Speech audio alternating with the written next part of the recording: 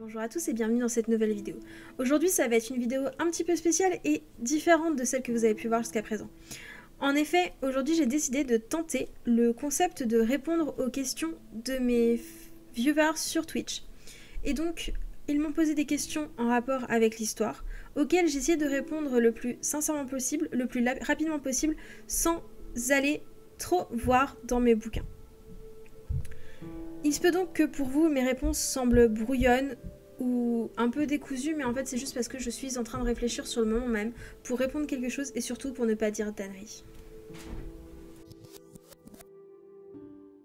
Hello, c'est Léline du montage qui vous parle. Je me rends compte en montant ma vidéo qu'en fait, il y a énormément de En fait, j'en suis désolée, c'est juste que comme du coup, on me pose les questions et que je réponds dans la foulée, c'est vraiment très compliqué pour moi de structurer mon esprit et faire des des m'aide. Le problème, c'est que je peux pas tout couper, sinon ce serait beaucoup trop long et ça perdrait vraiment de son intérêt. Donc j'espère que vous m'en voudrez pas et que vous trouverez quand même cette vidéo sympathique.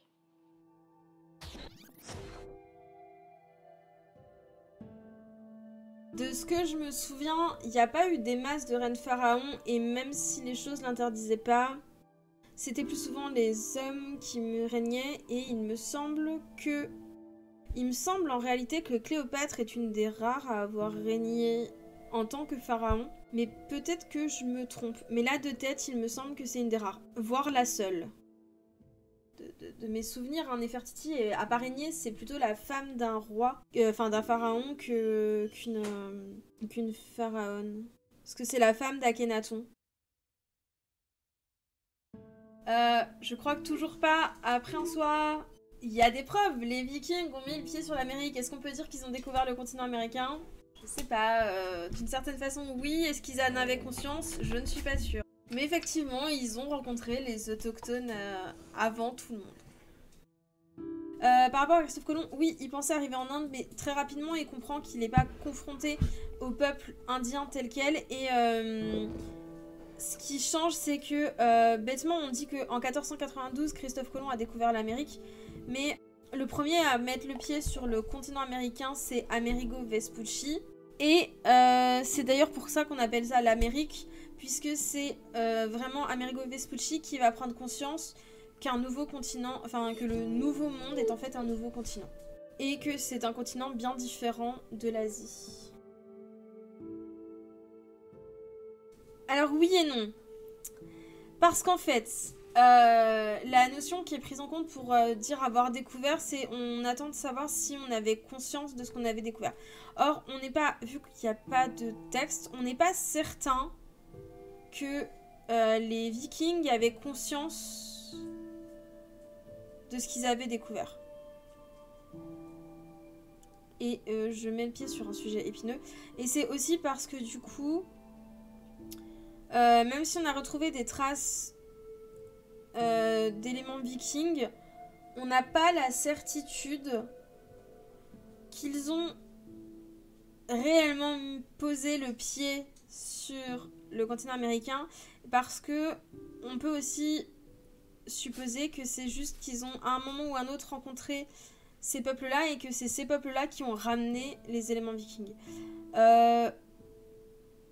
Après, en soi, je suis d'accord avec toi sur un point. Oui, théoriquement, enfin, pour moi, en quelque sorte, les Vikings ont découvert l'Amérique. Le problème, c'est qu'ils n'ont pas donné un nom à ce continent.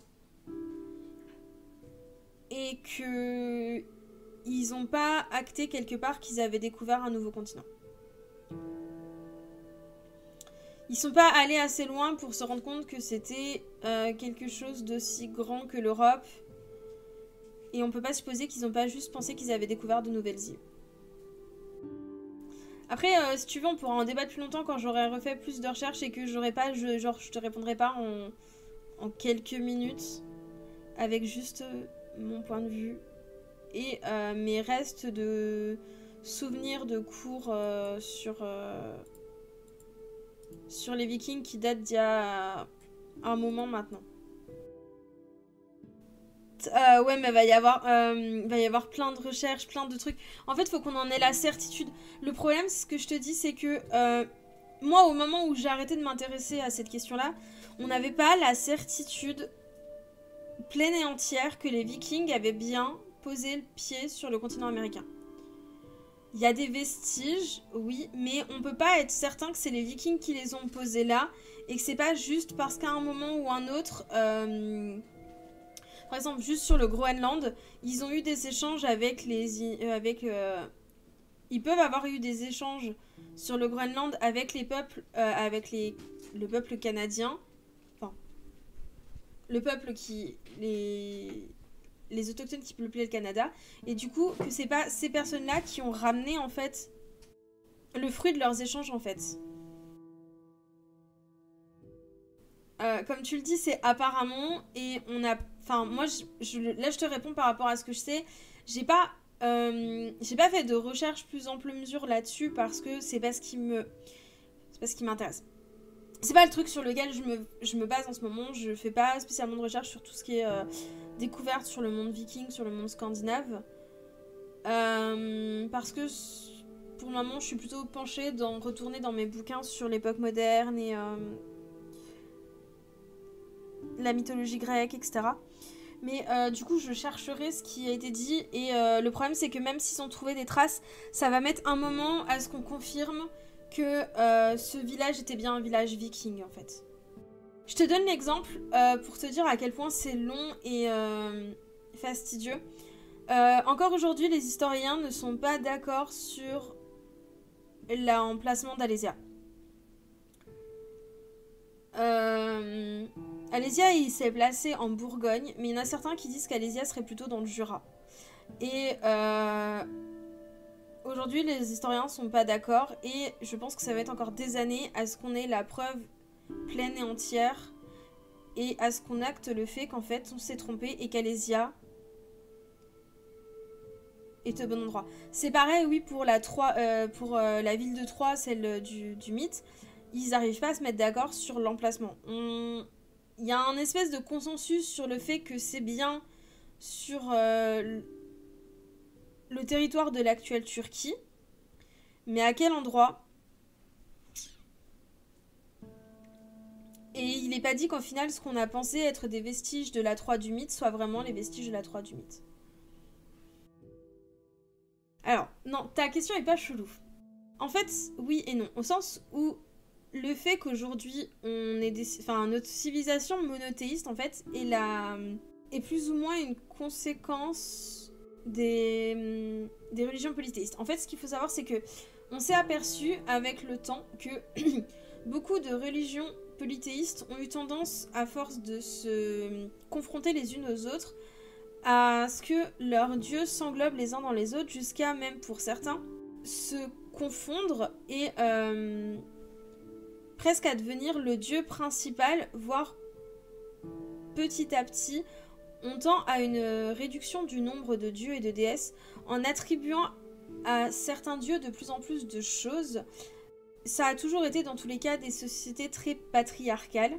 Et en fait, c'est juste que la femme était traitée différemment et pas forcément plus respectueusement.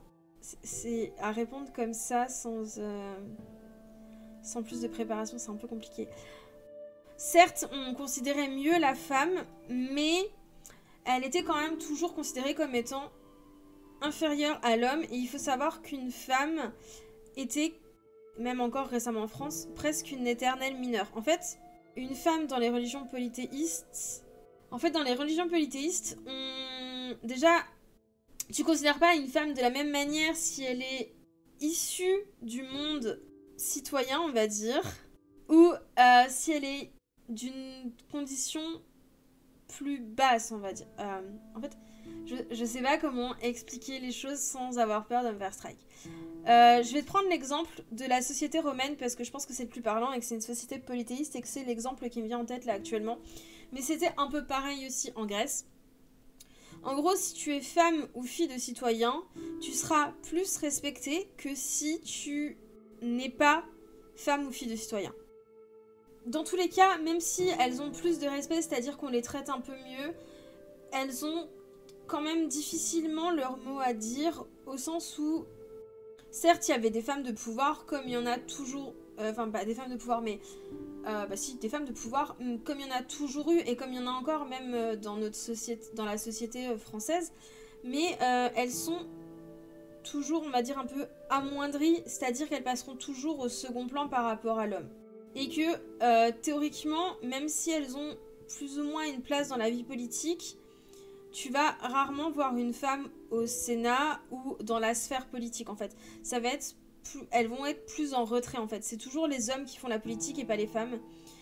Et à l'époque c'est normal. En fait la femme elle est là pour être avant tout un ventre et pour assurer la descendance et l'arrivée de futurs citoyens. Donc en fait aujourd'hui les mentalités évoluent mais on est quand même resté pas mal sur cette idée-là et même jusqu'au début du XXe siècle. Malgré qu'on soit dans une religion monothéiste, on considère la femme reste une éternelle mineure. Elle est toujours sous la coupe d'un homme et le seul moyen pour une femme de pouvoir être un peu plus libre entre guillemets, c'est finalement de devenir veuve en fait et de réussir à se retirer du carcan du fait qu'une femme doit se remarier à la mort de son époux. Et lorsqu'une femme est veuve, elle est plus libre de ses mouvements et on la jugera beaucoup moins. Donc, je pense pas vraiment que ce soit une question de religion polythéiste ou de religion monothéiste. En fait, c'est juste qu'aujourd'hui, les femmes ont réussi à avoir un peu plus de... pas de pouvoir, mais de liberté. Et qu'aujourd'hui, avec le recul, on a l'impression que c'était mieux avant. Alors que pas forcément, en fait, la place de la femme n'était pas forcément mieux avant. C'est juste que... comme de toute façon... y avait que deux camps, t'étais soit une femme de enfin on va dire une citoyenne, même si théoriquement t'avais pas le droit de vote, etc. Mais t'étais une citoyenne, ou alors tu n'étais pas une citoyenne et de toute façon tu étais pas une femme à considérer, ou alors c'était que tu pourrais faire des choses plus basses en fait. Donc c'était pas grave qu'on n'ait pas spécialement de respect pour toi. Et c'est juste qu'aujourd'hui, comme les mentalités évoluent, on a plus de mal à se... Enfin, surtout les hommes en fait ont plus de mal à trouver leur place, puisqu'aujourd'hui les femmes elles ont le droit de vote, elles sont beaucoup plus libres, elles s'expriment beaucoup plus facilement. Et je dirais que les hommes, pour la plupart, pas tous, il y a encore pour beaucoup d'hommes, c'est compliqué de considérer la femme comme son égale parce qu'ils restent dans ce carcan du fait que la femme doit se soumettre à l'homme. Alors que on est dans une période de notre... dans une période pour... notamment pour pour nos civilisations occidentales, je vais dire, parce que c'est un peu différent dans les pays asiatiques encore, où la femme veut plus sa liberté et s'affirme un peu plus et veut se libérer justement de ce carcan patriarcal. Par rapport à la question, en fait, si on considère que la société, que la religion catholique est la base, enfin la religion de base de la France, c'est parce qu'en fait, avant c'est pas la France, avant c'est les Gaules, et que au moment où la France va devenir ce qu'on a aujourd'hui de la France, en fait, c'est lorsque... Ouais, c'est ça. Ce qui illustre parfaitement, tu vois, j'ai un bouquin là. Son titre illustre parfaitement ce que je vais dire. En fait, c'est... ça s'appelle La France avant la France. En fait, c'est que... le concept de France intervient beaucoup plus tard. Et en fait, ça intervient après que les principaux...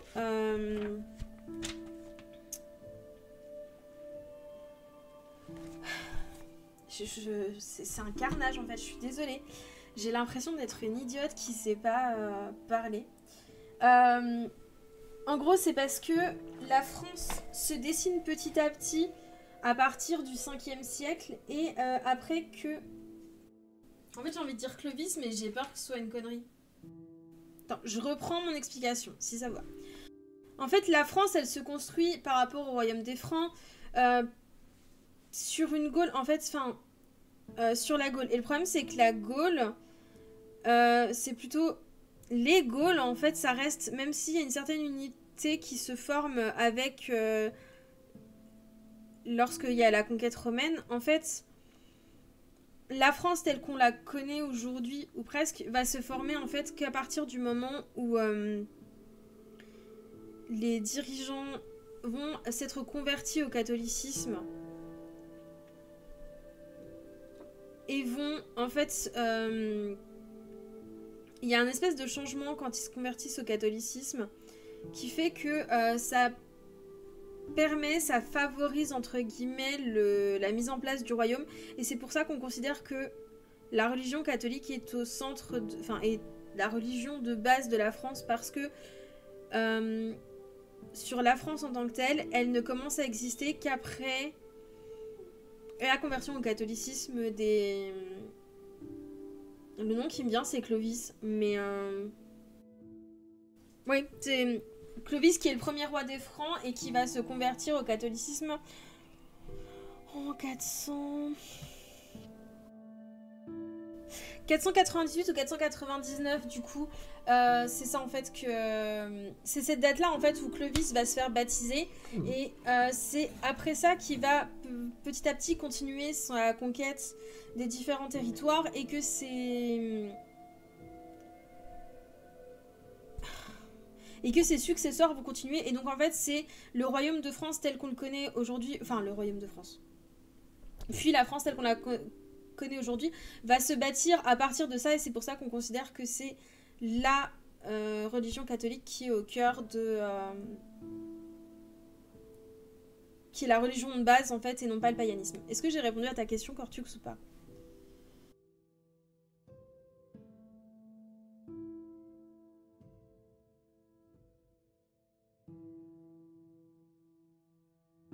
Oui et non. En fait, en faisant abstraction de mes opinions politiques que je n'exprimerai pas là, je pense que c'est une possibilité, au sens où...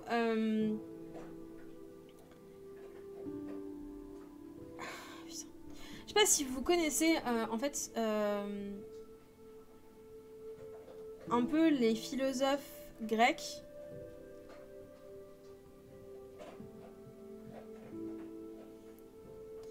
Ce serait différent, en fait. Mais attends. En gros, en fait, il y a une idée pour les philosophes grecs, et notamment pour Platon, il y a une idée, en fait, de cycle, que la vie politique est cyclique, en fait. Tu tournes toujours... en fait, il y a une idée de cycle, en fait, où les systèmes politiques se renouvellent et tournent entre eux, en fait. Et ce qui se passe actuellement, c'est un système politique, ce qu'on appelle la République ou la démocratie. En fait, tu passes toujours d'une certaine façon. En fait, tu passes à... les cycles se représentent, tu as une seule personne qui domine, enfin qui gouverne, et au bout d'un moment, quand cette personne commence à dériver, on va avoir envie de la faire tomber, en fait, c'est humain. Et donc, on va repartir sur le fait que ça va être... On va dire que le pouvoir doit être complètement donné au peuple. Puis, au bout d'un moment, ça a ses limites. Donc, on va retomber sur le principe que quelques personnes plus éclairées, entre guillemets, vont finalement prendre le pouvoir. C'est ce qu'on va avoir tendance à appeler une oligarchie. Puis, finalement, au bout d'un moment, dans cette oligarchie, il y en a un seul qui va se démarquer et qui va prendre le pouvoir, etc. C'est un peu un espèce de cycle. Et pour moi, en fait, après, il y a aussi l'idée que quand tu as... notamment, par exemple, l'exemple de la tyrannie. Alors, je vais parler de la tyrannie au sens historique. Et en fait, à la base, un tyran, c'est juste quelqu'un qui a... qui domine... comment dire? En fait, c'est difficile parce que du coup, je ne vais pas rechercher dans mes notes les trois quarts du temps. Et donc là, je fais juste de tête. Le tyran, en fait, il gouverne seul et il se mêle... Enfin, c'est pas forcément... le sens moderne du terme que j'utilise là pour tyran. C'est pas forcément le mec qui va imposer ses décisions, etc. C'est juste qu'il décide de se libérer du carcan politique, de prendre en compte ce que se passent les autres, et il va pas forcément essayer d'asservir les autres, hein. C'est juste qu'il va décider d'essayer de gouverner seul, et en fait il y a un moment ça a ses dérives, et ça arrive à son terme en fait. Et il se trouve que actuellement j'ai tendance à dire personnellement qu'on n'est pas vraiment dans une république ou dans une démocratie. Pour moi, on serait plutôt dans une monarchie, enfin dans une république monarchique, au sens où, certes, on a des institutions qui ont un certain pouvoir, mais le pouvoir, au final, est surtout entre les mains d'un seul et unique homme, le président, en fait. Et ça va avoir, on le voit bien, ça arrive petit à petit à son terme, puisque on est de plus en plus mécontent du système. Et pour moi, il y a un moment où, d'une manière ou d'une autre, va falloir qu'on remette en cause cet ordre pour le bien du pays. Et maintenant, on va savoir ce que serait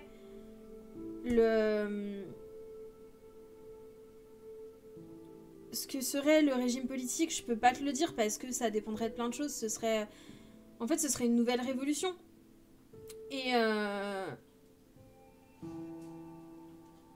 selon les personnes qui mènent la révolution et les idéaux, on pourrait, pourquoi pas, retourner à une royauté ou à une monarchie. Est-ce que ça se passerait mieux pour les Français moyens? Je sais pas, parce que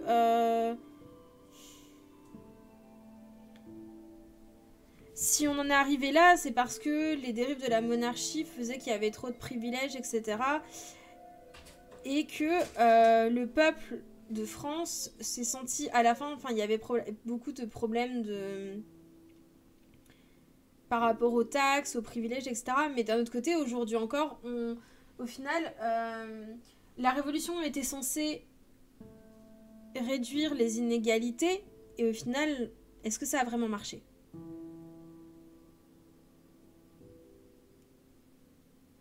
Certes, on n'a plus de noblesse en tant que telle, mais on a quand même une aristocratie qui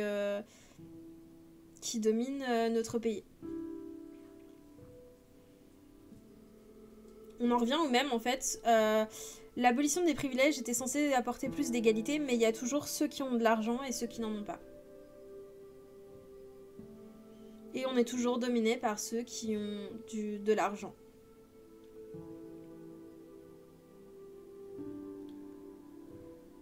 Donc je sais pas si ça se passerait mieux, mais ce serait différent parce que ça voudrait dire qu'on aurait des lois qui seraient légèrement différentes, parce que il faudrait refaire un nouveau code pénal, enfin voilà, ce serait différent. Après, si les questions du régime politique et tout vous intéressent un peu plus et que vous avez envie, essayez d'aller vous intéresser à la République de Platon. C'est un écrit philosophique. D'ailleurs, moi, il faut que je me le rachète. Enfin, je pense que je vais pas tarder. Enfin, pas tarder. Que dans mes prochains achats, il y aura ça. C'est un essai philosophique dans lequel Platon théorise ce qui pour lui serait le régime politique idéal, donc ce qu'il appelle une république. Mais en fait, c'est très loin de notre république à nous. C'est un mélange entre... en fait, il prend dans chacun des régimes politiques ce qui est le mieux, et il essaye de tous les accorder pour essayer d'imaginer le régime politique idéal. Donc en fait, sa république.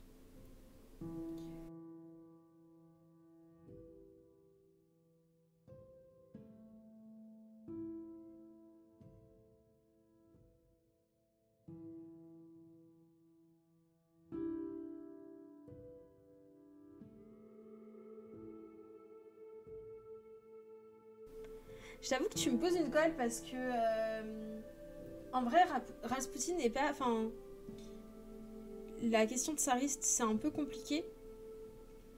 Je pense qu'il est... Enfin, est-ce qu'on est vraiment méchant ou gentil? Je pense qu'il est un mélange des deux. Et qu'il est surtout opportuniste. Alors, je pense qu'il n'est pas aussi méchant que ce que le cinéma peut le dépeindre. Mais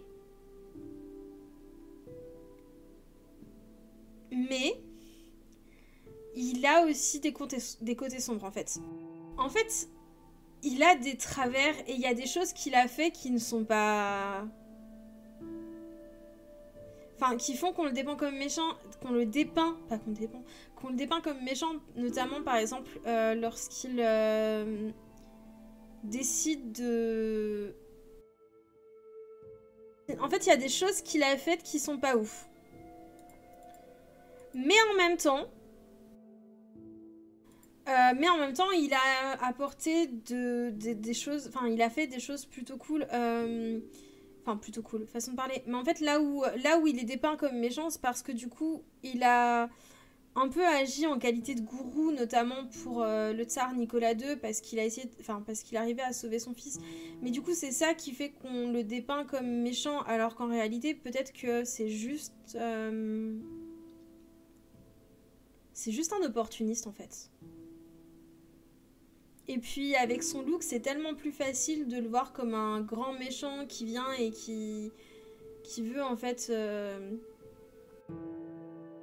un peu casser l'image des tsars. Et puis faut pas oublier que dans la façon dont on voit Raspoutine, la révolution bolchevique est passée par là et que c'était beaucoup plus... Enfin, de mon point de vue, c'était facile pour les bolcheviks de faire passer Raspoutine pour le méchant plus que de se faire passer eux pour les méchants. Puisque du coup... si tu considères que Raspoutine a joué un jeu dans la chute des tsars, ça minimise leur implication. Ça minimise leur les horreurs qu'ils ont pu faire en fait. Sachant qu'au moment où les bolcheviks prennent le pouvoir, on est quand même dans une société où il y a encore un fort amour pour les tsars et même il y a qu'à le voir, enfin je sais pas. Est-ce que je sais pas si vous vous rendez compte à quel point les tsars ça fascine, etc. Et à quel point, notamment la fin de Nicolas II, etc. fascine encore les Russes et pose des questions. Je sais pas si j'ai répondu à ta question, Cortux, mais... J'essaie de faire un peu avec mes connaissances parce que je t'avoue que vraiment, enfin, j'ai vu des reportages, j'ai lu des choses sur Raspoutine, mais c'est pas ce qui pour moi est le plus marquant et c'est pas forcément les choses que je retiens quand c'est pas ce qui m'intéresse le plus en fait. Et bien voilà, c'en est fini pour cette vidéo aujourd'hui. J'espère que le concept vous a plu. N'hésitez pas à me faire part en commentaire des choses qui auraient pu être améliorées, qui peuvent être améliorées pour la suite, si vous avez des idées de comment refaire cette vidéo et en étant un peu peut-être différemment, n'hésitez pas à m'en faire part.